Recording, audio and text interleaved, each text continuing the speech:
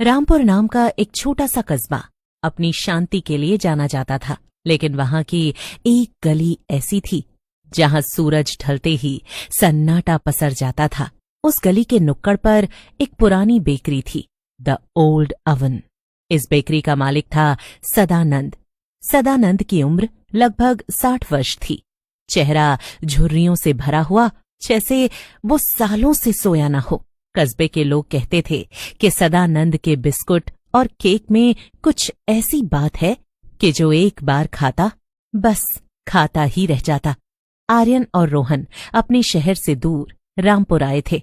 आर्यन को खबर मिली थी कि इस कस्बे में द ओल्ड अवन नाम की बेकरी से रात के 3 बजे अजीबो गरीब आवाजें आती हैं। रात के 11 बज रहे थे। देखना रोहन, आज इस बेकर का पर्दाफाश होकर रहेगा। लोग खामखा इससे डरते हैं। भाई, मुझे ठीक नहीं लग रहा। तूने सुना नहीं, दादी माँ ने क्या कहा था? उन्होंने कहा था कि सदानंद आटा गूंथने के लिए पानी का नहीं, कुछ और ही इस्तेमाल करता है। बकवास, ये सब अफवाहें। चलो अंदर चलकर देखते हैं। जैसे ही वो बेकरी के पास पहुंचे, उन्हें ताजे बेक किए हुए केक की ऐसी खुशबू आई कि उनके कदम खुद ब खुद दरवाजे की ओर खिंचने लगे। दरवाजा हल्का सा खुला था। अंदर कदम रखते ही सन्नाटा चीखने लगा। अचानक पीछे से एक भारी आवाज आई। इतनी रात को ग्राहक या सिर्फ मुसाफिर? आर्यन और रोहन उछल पड़े। सदानंद अंधेरे कोने से निकलकर सामने आया। उसके हाथ में एक बड़ा सा चाकू था। हम बस ये देखने आए थे कि क्या हमें कुछ खाने को मिल सकता है। जरूर, मेरे पास एक खास किस्म का मिडनाइट डिलाइट केक है, लेकिन उसे खाने की एक कीमत होती है। कितने पैसे? पैसे नहीं बेटा, बस एक वादा कि तुम कभी वापस नहीं जाओगे। सदानंद जोर जोर से हंसने लगा। उसकी हंसी किसी इंसान की नहीं, बल्कि किसी जानवर की लग रही थी। आर्यन ने देखा कि सदानंद की परछाई दीवार पर नहीं बन रही थी। सदानंद किचन के अंदर चला गया। आर्यन ने मौका पाकर रोहन को इशारा किया और वो दोनों चुपके से उसके पीछे गए। उन्होंने देखा कि किचन के बीचों बीच एक बड़ा सा लकड़ी का दरवाजा था, जो फर्श के नीचे जाता था, जहां से चप चप की आवाज आ रही थी। वो नीचे उतरे। तहखाने में जो उन्होंने देखा, उसे देखकर उनके रोंगटे खड़े हो गए। हे भगवान, ये कोई बेकर नहीं, ये तो आदमखोर है।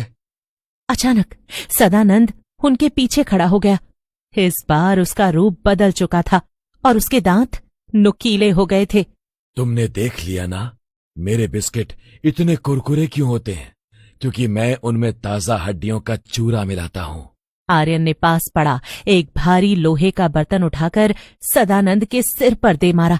तुम भाग नहीं सकते। ये बेकरी एक जाल है। जिसने यहाँ की खुशबू सूंघ ली, उसकी आत्मा अब इस भट्टी की आग बनेगी। आर्यन और रोहन पागलों की तरह ऊपर की ओर भागे। जैसे ही वो बेकरी से बाहर निकले और सड़क पर पहुंचे, उन्होंने पीछे मुड़कर देखा। बेकरी गायब हो चुकी थी। वहां सिर्फ एक पुराना खंडहर नुमा ढांचा खड़ा था, जो सालों से बंद पड़ा था। मैंने कहा था ना बेटा, सदानंद 50 साल पहले ही मर चुका था, लेकिन उसकी भूख अभी भी जिंदा है। वो हर साल कुछ नई सामग्री की तलाश में लौटता है। आर्यन ने अपने हाथ की ओर देखा। उसकी हथेली पर एक छोटा सा निशान था। उसे एहसास हुआ कि उसने रात को अनजाने में एक बिस्कुट का टुकड़ा चखा था। अब हर रात 3 बजे उसे भी ताजे केक की खुशबू आती है और उसका मन करता है कि वो वापस उस खंडहर में जाए। रामपुर से लौटे हुए आर्यन को 1 हफ्ता बीत चुका था, लेकिन वो अब पहले जैसा नहीं रहा था। रोहन ने तो डर के मारे शहर ही छोड़ दिया था, लेकिन आर्यन के साथ कुछ और ही घट रहा था। आर्यन के अपार्टमेंट में अब हर वक्त सड़े हुए मांस और मीठी दालचीनी की मिली जुली महक आने लगी थी। मुझे भूख क्यों नहीं लग रही? 7 दिन हो गए, मैंने कुछ नहीं खाया, फिर भी मैं खुद को इतना ताकतवर क्यों महसूस? उसने आईने में देखा।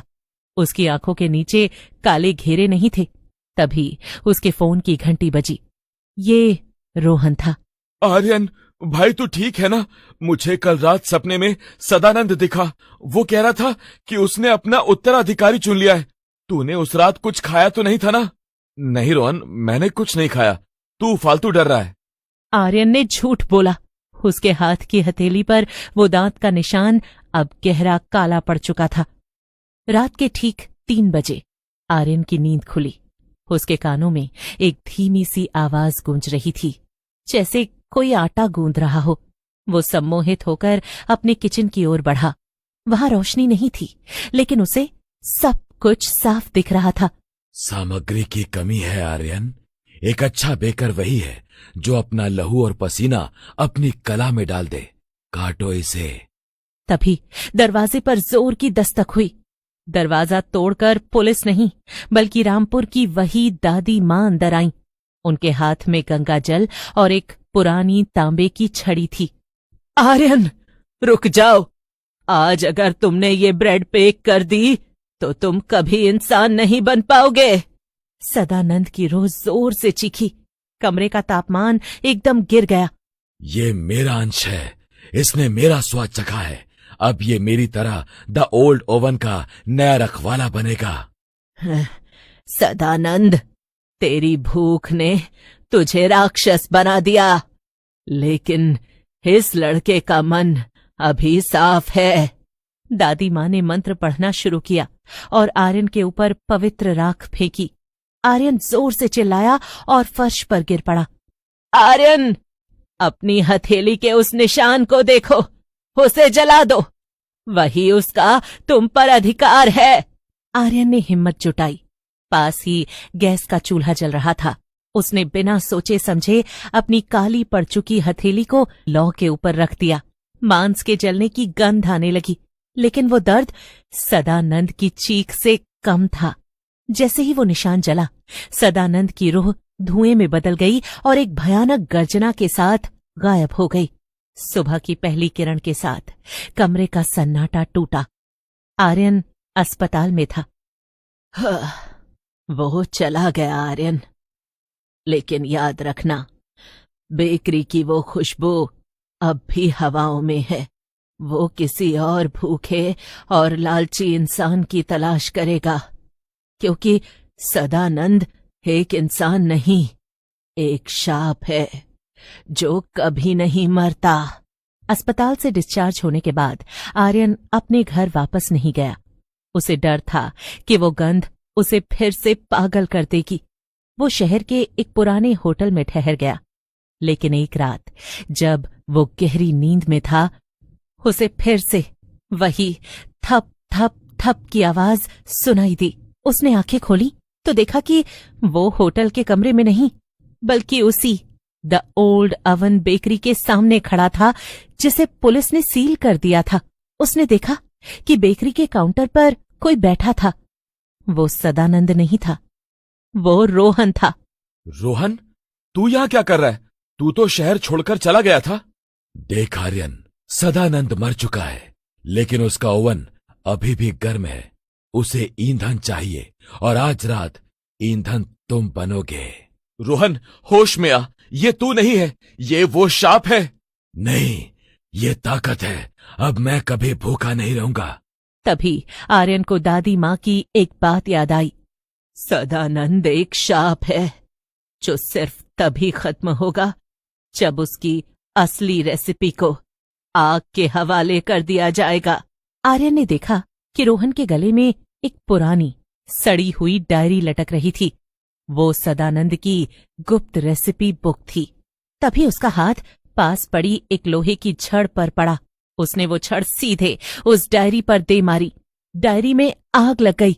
जैसे ही डायरी जलने लगी, पूरी बेकरी में धमाके होने लगे। रोहन बेहोश होकर गिर पड़ा। महीनों बाद रोहन को उस रात की कोई बात याद नहीं थी। आर्यन ने भी किसी को कुछ नहीं बताया। उसे पता है कि सदानंद की डायरी तो जल गई, लेकिन उस स्वाद की याद अभी भी दुनिया में कहीं न कहीं जीवित है।